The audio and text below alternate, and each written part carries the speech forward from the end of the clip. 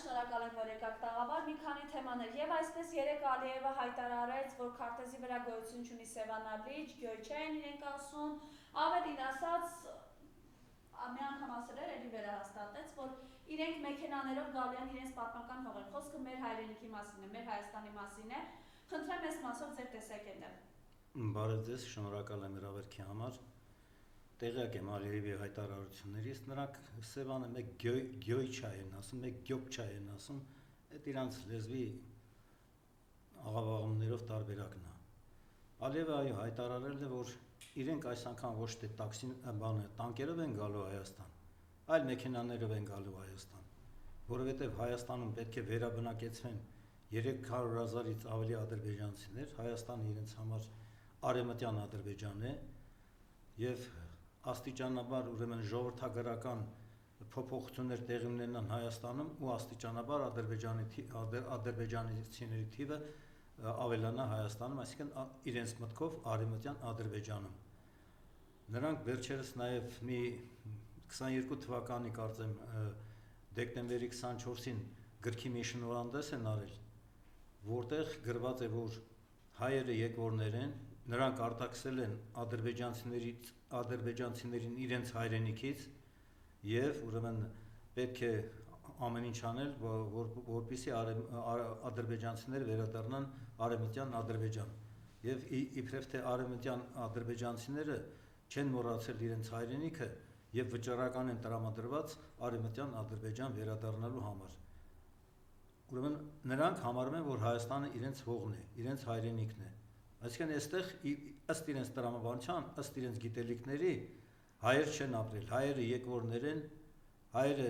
եկել են Հնդկաստանի հյուսիսից, գնչուներ եւ այլն, այդպեսի Իրանից եւ այլն, եւ ռուսներն են հայերին վերաբնակեցրել այս տարածաշրջանում։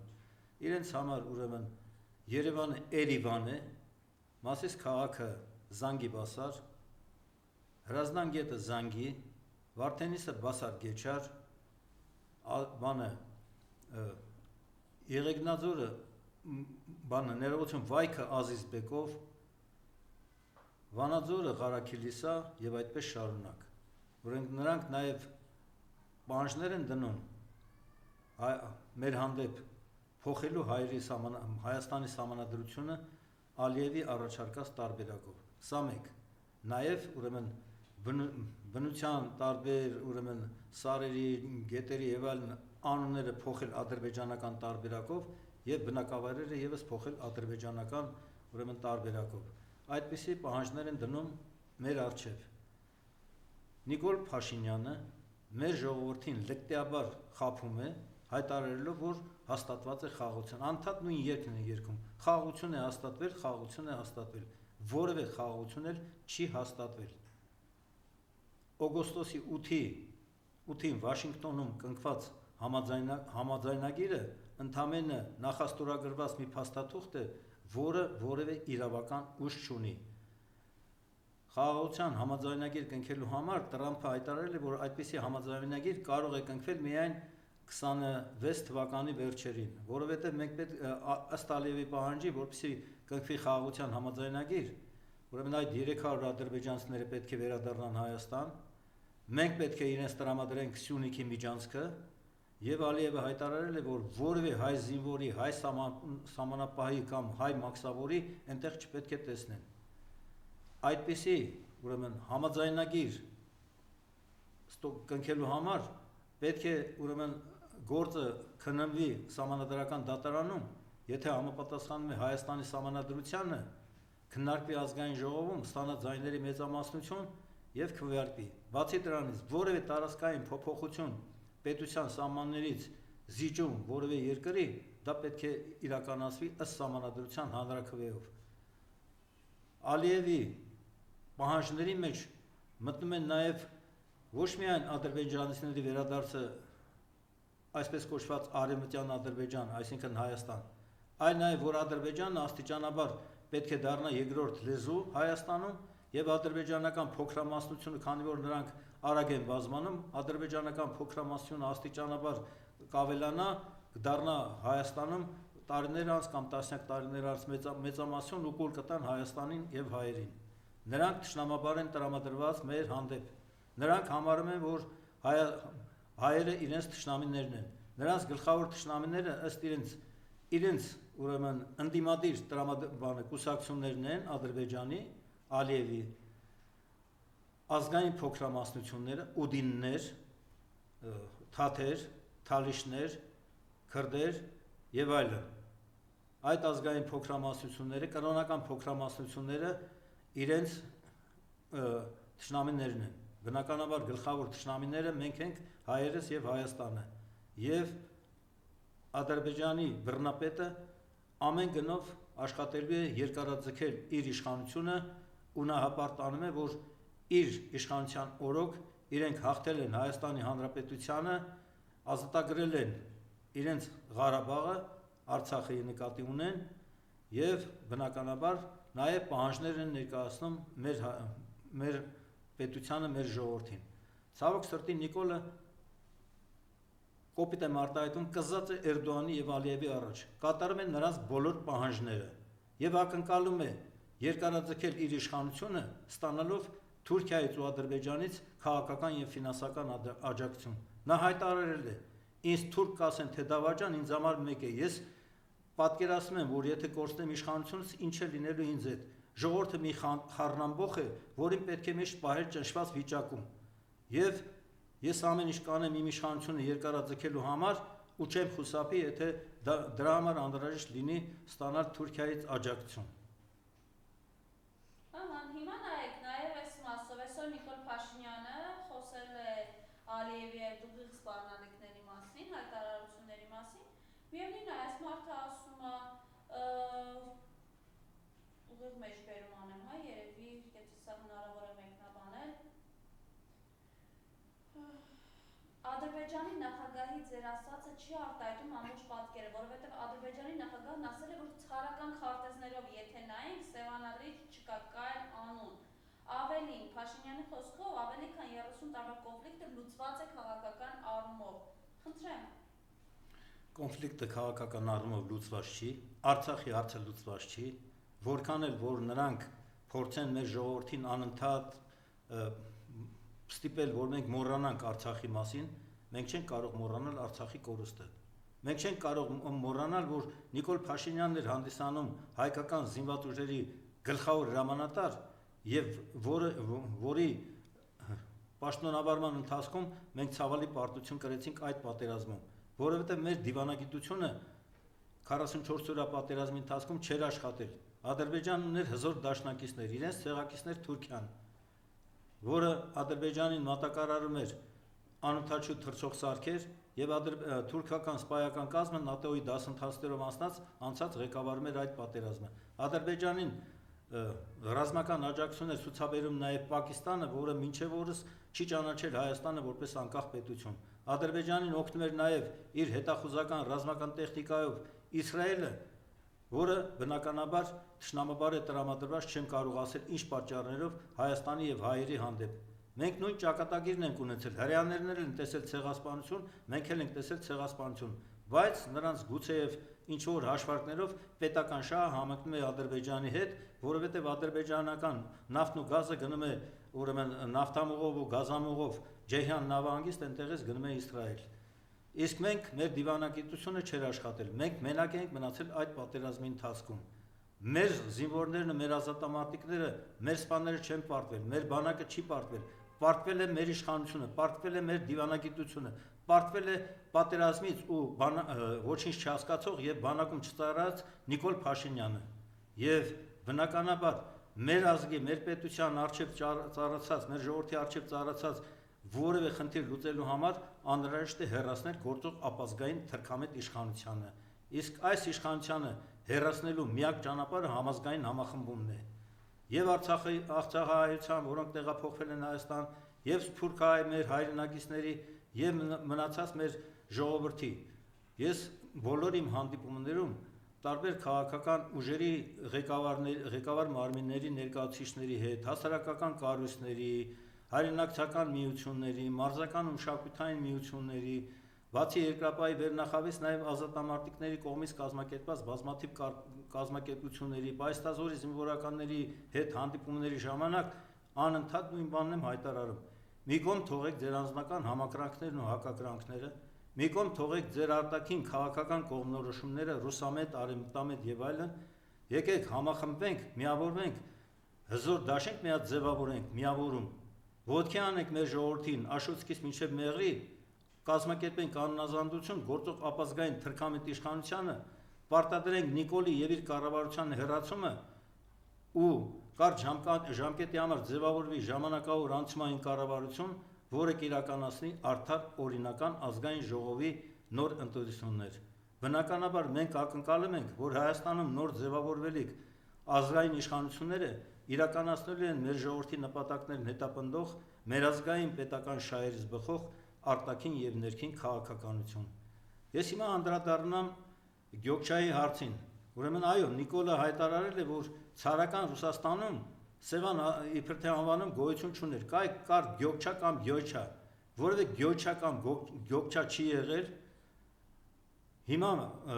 աշխարհում շատ մեծ ջրային ճգնաժամի խնդիրը քաղցրահամ ջրի,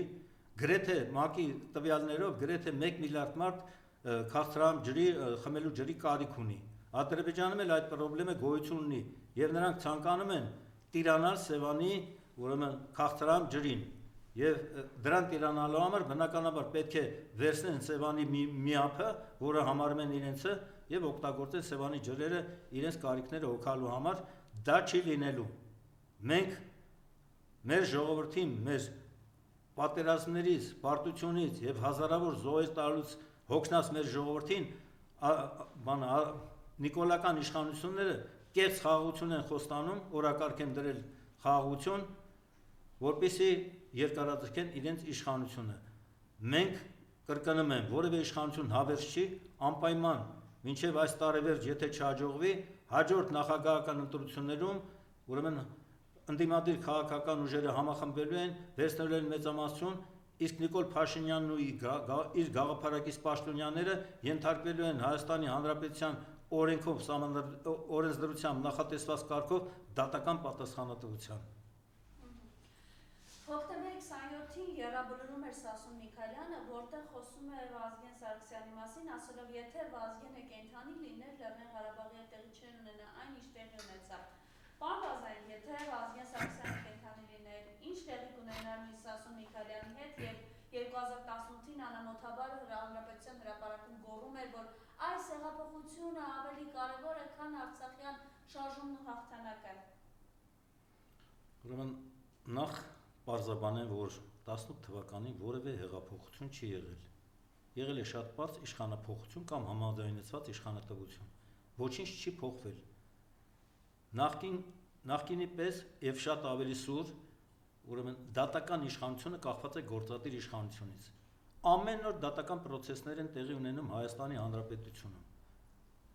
Ով իրենց դուր չի գալիս, ումից որ անհանգստանում են, շինչ ու քրեական Նիկոլի հրանգով շինչ ու քրեական գործեր են հարուցում իրավապահ մարմինները, այսպես կոչված, եւ տանում են դատարաններում իրենց ենթակայության ներքո գործող դատարանների որոշումներով ապօրինաբար մեր հայրենակիցներին տանում կալանավորում են։ Ես կարող եմ բազմաթիվ անուններ տալ, որքան մարդիկ են ապօրինաբար կալանավորված։ Ապօրինաբար կալանավորված են զոհված զինվորի հայր Արա Ռոստոմյանը, զոհված զինվորի հայր Գարիկ Գալեյանը, հասարակական քաղաքական գործիչ Վահագն Չախալյանը, սրբազանները, Շիրակի թեմի առաջնորդ arczepiskopos Միքայել Սրբազանը, Տաուշի թեմի առաջնորդ arczepiskopos Բագրատ Սրբազանը, գործարար եւ ազգային մեծ բարերար Սամվել Կարապետյանը, Արագածոտնի թեմի վրա կատարել են հարձակում եւ կալանավորել են այնտեղ ուրեմն որոշ քանակի քահանաների եւ հոգեվորականների։ Կեղծ պատարակ են կազմակերպում Արագածոտնի մարզի հովանավանքում եւ պարտադրում են պետական մարմինների աշխատողներին, դպրոցների ուսուցիչներին բանին ներկայություն ապահովել այդ կեղծ պատարակներին։ Ամեն ինչ կեղծում են, ուրանում են մեր ազգային արժեքները, ուրանում են հայոց ցեղասպանությունը։ Տարի առաջ Նիկոլը Շվեյցարիայում հայտարարեց, որ դեռ պետք է պարզել, արդյոք եղել է ցեղասպանություն, թե չի եղել։ Եթե եղել է, ապա ինչու է եղել, ինչքան մարդ է զոհվել։ Հետո նա հայտարարեց, որ մեր պետությունը Հայաստանի Հանրապետությունն է, բայց մեր ներողություն, մեր հայրենիք Հայաստանն է, բայց մեր պետությունը դարեր շարունակ եղել է Օսմանյան կայսրությունը։ Նիկոլն այնքան տգետ է, որ տեղյակ չի, որ ներկայիս Հայաստանը Արցախի եւ Նախիջևանի հետ միասին եղել է Իրանի տիրապետության ներքո։ Իսկ Արևմտյան Հայաստանը, որը 3 անգամ կամ ավելի շատ իր տարածքով մեծ է Արևելյան Հայաստանից, թուրքերը իրականացրել են մեր հայրենակիցների հանդեպ ցեղասպանություն եւ տիրացել են մեր հայրենիքին։ Հիմա էլ ադրբեջանցիք գրեթե ցեղասպանություն իրականացրեցին արցախցիների հանդեպ, արցախցիներին արտաքսեցին իրենց բնորանից, հազարավոր տարիներ Արցախը եղել է հայկական։ Արցախը Ադրբեջանի կազմը եղել է ընդամենը 70 տարի։ 21 թվականին ռուս-թուրքական համաձայնագրով Լենին-Աթաթուրք Արցախը ինքնավար մարզի կարգավիճակով մնացել է սովետական այսպես կոչված Ադրբեջանում եւ Նախիջևանը եւս 88 թվականին արցախցիք վարձացրել են մայր հայրենիքին միանալու հարցը, սկսվել է Արցախյան ազատագրական շարժումը, 90 թվականից սկսած պատերազմական գործողություններ են տեղի ունեցել, մենք չունենալով բանակ կամավորականներով կարողացել ենք ազատագրել Արցախի բնակավայրերը, պաշտպանել մեր հայրենիքի սահմանները, 94 թվականին կնքվել է զինադադարի պայմանագիր եւ 94 թվականից սկսած Արցախն ու Հայաստանը միասին միացած մենք ունեցել ենք ավելի քան 42,000 քառակուսի կիլոմետր տարածք։ Նախկիններից ես ավարտեմ կներեք, նախկիններից Նիկոլը ժառանգել է Արցախն ու Հայաստանը միացած 42,000 քառակուսի կիլոմետր տարածք։ Ես նախկիններին չեմ արդարացնում, նախկինները եթե լավ ղեկավարային մեր պետությունը, Նիկոլի նման մի հատ կիսագրագետ մեկը չէր կարող փողոցից գալ վերցնել իշխանություն։ Նա չունի լիարժեք բարձրագույն կրթություն։ Դերի բարձրագույն կրթություն ունի, ինչպես ասացի, ինչպես ինքը եւ իր շատ գործընկերներ, պաշտոնյաներ չեն ծառայել մեր ազգային բանակում եւ նաեւ հիմա մի հատ թեզ են առաջ բերել, որ Նիկոլը հայտարարել է, որ հունվարի 1-ից բանակում ժամկետային զինծառայությունը պետք է 2 տարուց դառնա 1.5 տարի։ Դա ընդամենը նախընտրական քարոզչական քայլ է, որովհետև բոլոր այն մեր հայրենակիցները, ովքեր ունեն որդիներ 17 տարեկան, 16 տարեկան, 18 տարեկան, որ պետք է գնան բանակ ծառայեն, մտածել են, որ լավ է, իմ տղեն կծառայի ոչ թե 2 տարի, այլ 1.5 տարի, բայց դրանով հարվածում են մեր բանակին։ Առանց այդ էլ Նիկոլը կազմաքանդել է հայոց բանակը, վաստակաշատ զինվորականների վրա հանձնարարել է հարուցել շինծ ու քրեական գործեր ու տանել նրանց կալանավորել։ Գրասենյակային աշխատողներին տարել նշանակել են բանակում շատ կարևոր պաշտոնների, որոնք իրականում չեն ծառայել բանակում եւ եւս ոչինչ չեն հասկանում ոչ բանակից, ոչ էլ պատերազմից։ Բացի այդ Նիկոլը կազմաքանդել է նաեւ մեր ազգային անվտանգության ծառայությունը։ Ազգային անվտանգության ծառայությունը այսօր վերածվել է իշխանության անվտանգության ապահովման ծառայության։ Ազգային անվտանգության քննիչներն են շինծ ու քրեական գործեր հարուցում մեր հայրենակիցների վրա, մշակույթի գործիչների վրա, եկեղեցականների վրա, քաղաքական գործիչների վրա, ազատամարտիկների վրա, պայստազորի զինվորականների վրա, արհեստական շինծ ու քրեական գործեր են հարուցում ու նրանց տանում կալանավորում են։ Իշխանափոխությունից հետո մեր բոլոր հայրենակիցները, ովքեր ազատազրկված են քաղաքական դրդապատճառներով, ազատ են արձակվելու։ Իսկ Նիկոլը, ինչպես ասեցի, եւ իր գաղափարակից պաշտոնյաները դատապարտվելու են Հայաստանի Հանրապետության օրենսդրությամբ սահմանված կարգով եւ ամեն մեկը իր պատիժը կրելու է բանտերում։ Հիմա ինչ կաներ Վազգեն Սարգսյանը, եթե կենթանի լիներ։ Հա, ձեր հարցից ես շեղվեցի, ուրեմն եթե չլիներ հոկտեմբերի 27-ը, մենք չենք լինի այս վիճակում։ Հոկտեմբերի 27-ին զոհվեց ոչ միայն Վազգեն Սարգսյանը, այլ նաև Կարեն Դեմիրճյանը, 8 հոգի մեր հայրենակիցներ հոկտեմբերի 27-ին զոհվեցին։ Այդ ժամանակահատվածում մենք հաղթած պետություն էինք, հպարտ ժողովուրդ էինք եւ Միասնություն դաշինքը Կարեն Դեմիրճյանի ու Վազգեն Սարգսյանի գլխավորությամբ 99 թվականի մայիսին տեղի ունեցած խորհրդարանական ընտրություններին տարավ բացահայտ առավելություն, վերցրեց մեծամասնություն ու կազմեց կառավարություն։ Վազգեն Սարգսյանը նշանակվեց վարչապետ, Կարեն Դեմիրճյանը ընտրվեց ազգային ժողովի նախագահ ու մեծ հույսեր էին կապում, մեր ժողովուրդը մեծ հույսեր էր կապում այդ մարդկանց եւ նրանց թիմակիցների գործունեության հետ։ Ես էլ եղել եմ նրանց հետ միասին, Վազգեն Սարգսյանի հետ համագործակցել ենք պատերազմական իրավիճակներում, կամավորականների միության ստեղծման գործում եւ այլն, եւ Դեմիրճյանի հետ աշխատել եմ ազգային ժողովում, ազգային ժողովի նախագահն էր, ես էլ նրա տեղակալն էի։ Ու հոկտեմբերի 27-ի ոճրագործությունից հետո շատ հարցեր մնացին չպարզված։ Մինչև հիմա հայտնի չէ թե ովքեր էին կանգնած հոկտեմբերի 27-ի ոճրագործների թիկունքում, որովհետև այդպիսի հանցագործությունը հենց այնպես արագ չէր կարող կատարվել։ Դա եղել է նախորդ պլանավորված, կազմակերպված հանցագործություն եւ զենքերը նախորդ են տարվել ազգային ժողով։ Հոկտեմբերի 26-ին նախորդ տարվել են ազգային ժողով ու պահվել են այդ հանցագործների հետ համագործակցող որևէ ազգային ժողովի աշխատակցի, падգամավորի որևէ մեկի սենյակում պահել են նախորդ։ Ու հոկտեմբերի 27-ից հետո ամեն ինչ փաստորեն մեր ժողովրդի այն հույսերը ոնց որ ասած խաթարվեցին, հուսալքվեց մեր ժողովուրդը, ժամանակի ընթացքում աստիճանաբար եկանք ընդհանուր հայտարարի, փորձեցինք համակերպվել, բայց եթե չլիներ հոկտեմբերի 27-ը, չէր լինի նաև 44-րդ պատերազմի մեր պարտությունը եւ Արցախի կորուստը չէր կարող լինել։ Եվ եթե ամփոփենք, ամեն դեպքում իրենք փորձում են մեզ համոզել, որ նախ շնորհակալություն է հայտնում Փաշինյանը Ալիևին այդ հացի համար, այսօր հաստատում է, որ Էրդողանին սիրով հրավիրել է Երևան, խնդրեմ ես խոսել ձեր խոսքը այն իրականության մեջ, որ մեր հայրենակիցները այլևս դատվում են Բաքվում, այլևս պատկերացնելու չէ ինչ խոշտանգումների են ենթարկվում եւ որ ունենք մենք այսքան անհետ կորածներ։ Բազմաթիվ միջազգային խորհրդաժողովներում, հանդիպումներում գործող իշխանության ներկայացուցիչները գրեթե չեն բարձրացնում Բաքվում կանոնավորված, պատանդարված մեր հայրենակիցների ազատ արձակման հարցը։ Դա մարդասիրական հումանիտար խնդիր է։ Մենք հայտարարությամբ ենք հանդես եկել դիմելով բոլոր իրավապահ մարմիններին, Հայաստանի իրավապաշտպաններին, Սփյուռքի մեր հայրենակիցներին, իրավապաշտպաններին եւ արտասահմանյան իրավապաշտպաններին այդ հարցը բարձրացնելու տարբեր համաժողովներում։ Ես ուզում եմ հիշեցնել Նյու Յորքում տեղի ունեցած ՄԱԿ-ի համաժողովը, որտեղ Ալիևը խոսում էր, որ իրենք ազատագրել են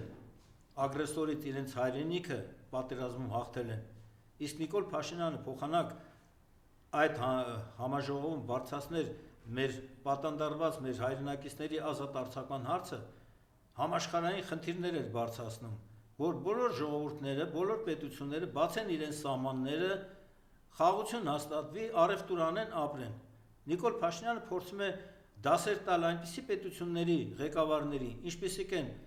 Միացյալ Նահանգները, Չինաստանը, Ռուսաստանի Դաշնությունը, Ֆրանսիան, Անգլիան եւ այլն։ Դուդով ես, որ նրանց փորձում ես դասեր տալ։ Նորից եմ կրկնում, մենք որևէ իշխանություն հավերժ չի։ Այս տարվա վերջ մինչև կլինի թե հաջորդ տարվա մեջ գործող ապազգային թուրքամետ իշխանությունը Նիկոլ Փաշինյանի գլխավորությամբ հեռացվելու է եւ Հայաստանում հաստատվելու է նոր ազգային իշխանություն, որի գլխավոր հիմնադրույթները լինելու են բանակի հզորացումը։ Մենք գտնվում ենք երկու թշնամական պետությունների արանքում՝ Թուրքիա եւ Ադրբեջան։ Ամեն ինչ պետք է դնել բանակի հզորացման վրա։ Նիկոլը Հայաստանը դարձրել է ոստիկանապետություն։ Ոստիկանների քանակը տարբեր ստորաբաժանումների ավելացրել է, նրանց մեծ բարձրաստիճան ոստիկանների աշխատավարձերը բարձրացրել է, բացի դրանից տարին մի քանի անգամ մեկ աշխատավարձի չափով տալիս են նրանց պարգևավճարներ, որպեսզի ծառայեն ոչ թե պետությանը, ոչ թե մեր ժողովրդին, այլ գործող ապազգային իշխանությանը եւ իրեն անձամբ։ Այդ ոստիկանական ստորաբաժանումների ուղիղ կեսին պետք է տեղափոխել բանակ զինծառայության։ Ներքին զորքերը պետք է վերափոխել դարձնել սահմանապահ ծառայություն, սահմանապահ զորքեր ուղարկել սահմանապահ ծառայության։ Ում են պետք այդ ներքին զորքերը։ Այս վերջերս գվարդիա ինչ-որ նաև հորինեցին, ներքին զորքերի գվարդիա, ինչ գվարդիա, ժողովրդի դեմ հանելու համար, մեր Հայաստանի քաղաքացիների դեմ, իշխանությունը երթում է տալիս, չէ, ծառայել ժողովրդին, ծառայել պետությանը, բայց իրենք ծառայում են ոչ թե ժողովրդին, ոչ թե պետությանը, այլ իրենք իրենց են ծառայում եւ ծառայեցնում են մեր ժողովրդին իրենց շահերին։ Ես նաև բարձրաբանեմ, որ Հայաստանի արտաքին պետական պարտքը, ոչ միայն արտաքին, այլ ընդհանուր պետական պարտքը 6 միլիարդից Նիկոլ Փաշինյանի 7 տարվա կառավարման ընթացքում հասել է մոտավորապես 14 միլիարդ դոլարի, 12 միլիարդ դոլարի է հասել, որի մեծ մասը արտաքին պետական պարտքն է։ Իսկ այդ պարտքը արտաքին Համաշխարհային բանկը, Միջազգային վալյուտային ֆոնդը, որ տալիս են, տոկոսով են տալիս։ Մեզ բոլորիս Նիկոլը դրել է տոկոսի տակ։ Որևէ հանցագործություն անպատիժ չի կարող մնալ։ Նիկոլի վերջը շատ վատ է լինելու։ Շնորհակալություն։ Շնորհակալ եմ հրավերքի համար։